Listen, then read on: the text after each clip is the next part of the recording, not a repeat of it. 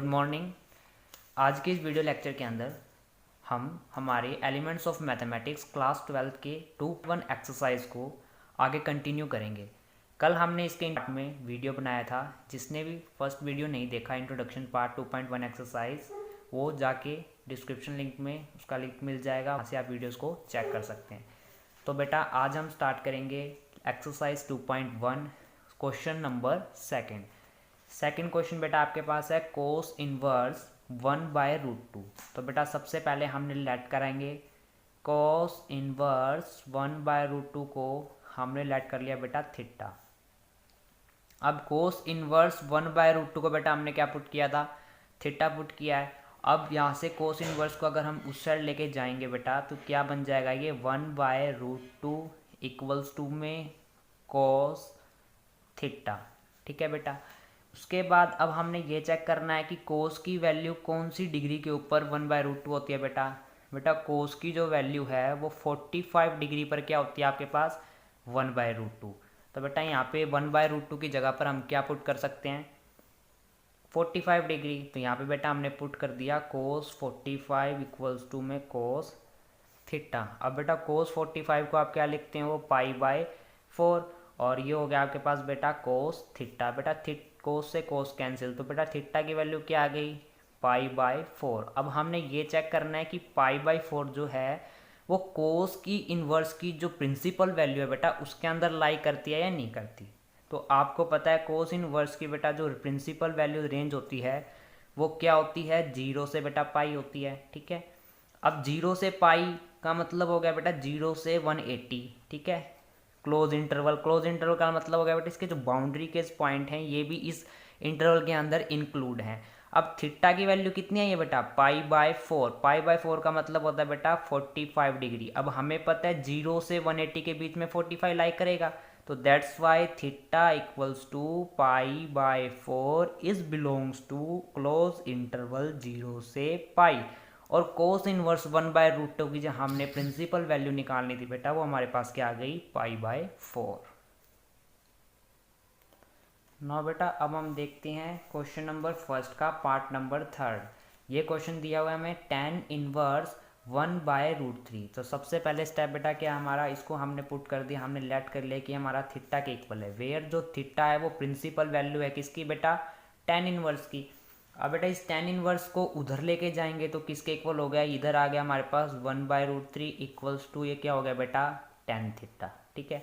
अब बेटा आपको पता है tan की थीटा की वैल्यू जो है वो 1/√3 कौन सी वैल्यूज पर होती है। अब आपको पता है बेटा 30, tan 30 की वैल्यू कितनी होती है 1/√3, और 30 को बेटा हम क्या लिखते हैं π/6, क्योंकि इनकी वैल्यूज बेटा हमने किस में लेनी है, रेडियंस में लेनी है, इसलिए हमने यहाँ पर π/6 लेना है। तो बेटा इसको क्या लिख सकते हैं tan π/6 इक्वल्स टू क्या हो गया बेटा यहाँ पे tan थीटा। ठीक है। tan से tan बेटा क्या हो गया कैंसिल। अब बेटा थीटा की वैल्यू क्या है यहाँ पे π/6, ये वैल्यू क्या है बेटा हमारी थीटा की। अब आपको पता है बेटा tan जो इनवर्स x है उसकी जो हमारे पास रेंज जो हमने प्रिंसिपल वैल्यूज कल पढ़ी थी कि tan x की जो हमारे पास प्रिंसिपल वैल्यू ब्रांच होती है कितनी होती है बेटा -π/2 से π/2 में। तो बेटा यहाँ पे पुट कर दिया हमने। अब देखो π/6 जो है वो बिलोंग्स करता है किसमें बेटा -π/2 से π/2 में। इसका मतलब क्या हुआ कि थीटा की जो tan इनवर्स पर वैल्यू है वो क्या ही है π/6, और π/6 जो है वो इसकी प्रिंसिपल वैल्यू को क्या करता है बेटा बिलोंग्स करता है। तो आंसर हमारा क्या हो गया π/6। यहाँ पर हमारा बेटा क्वेश्चन कंप्लीट हो गया। नाउ बेटा move to the next question. Next question हमारे पास है बेटा second inverse 2/√3।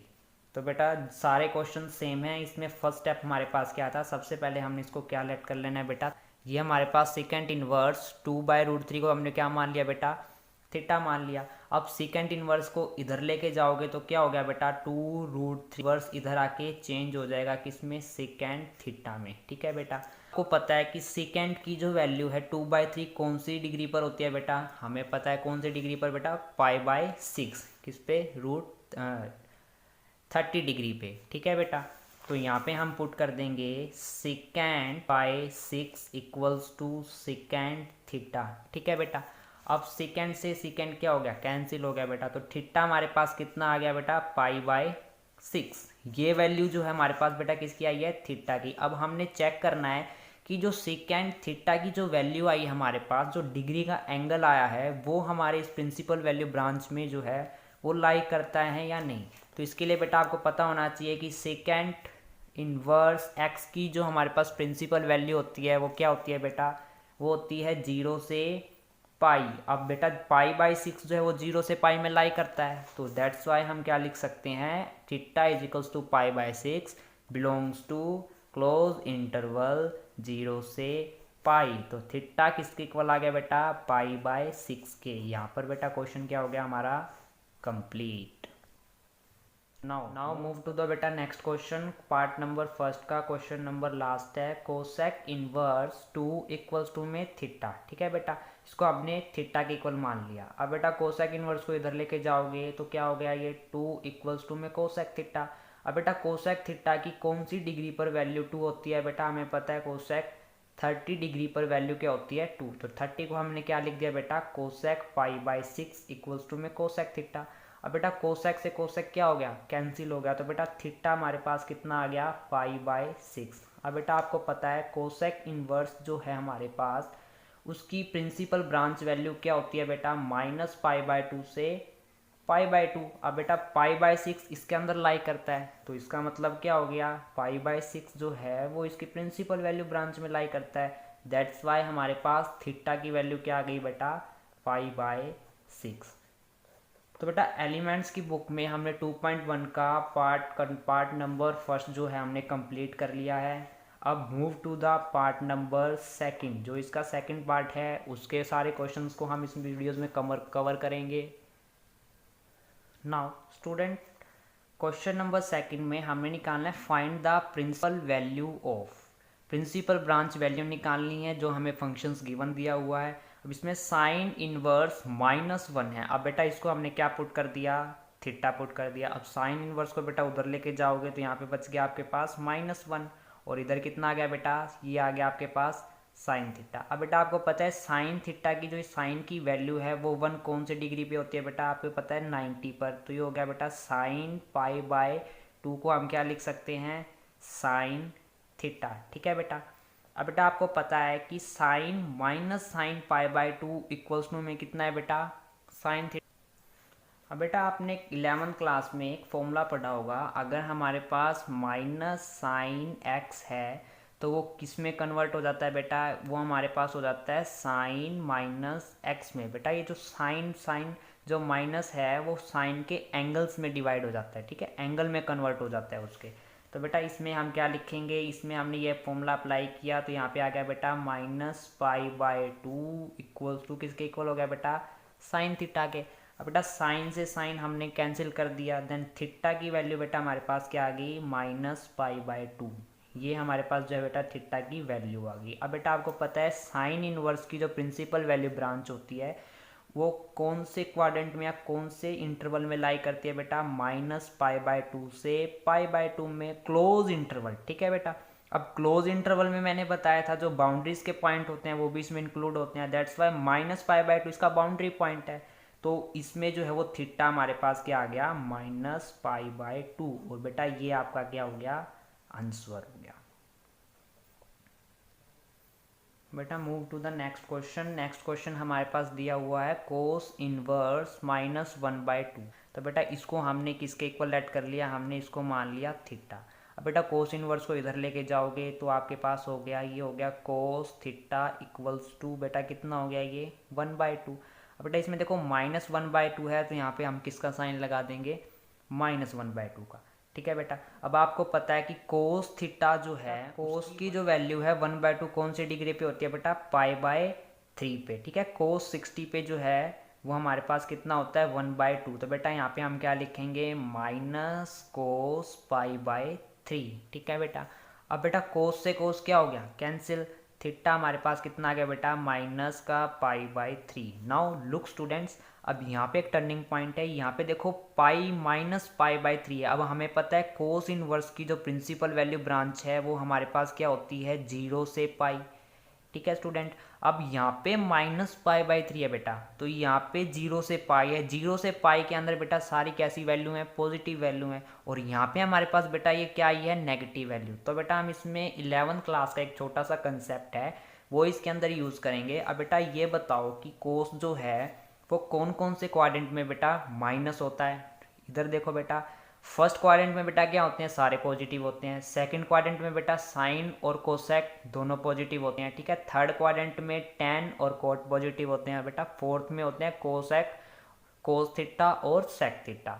Now look student, second और थर्ड क्वाड्रेंट में बेटा क्या होता है, कोस नेगेटिव होता है हमारे पास। तो इसके अंदर हम कौन सा फॉर्मूला लगाएंगे, कोस पाई माइनस थीटा। बेटा कल आपको बताया गया था कोस 180 माइनस थीटा किसके इक्वल होता है बेटा, कोस थीटा के, क्योंकि पाई वाले जो है बेटा 180 वाले चेंज नहीं होते, तो कोस थीटा आ जाएगा। पाई माइनस थीटा यानी 180 माइनस थीटा बेटा कौन से क्वाड्रेंट में आता है, सेकंड क्वाड्रेंट में। और सेकंड क्वाड्रेंट में बेटा कोस जो हमारे पास वो क्या होता है, माइनस का, यानी नेगेटिव होता है, ठीक है बेटा।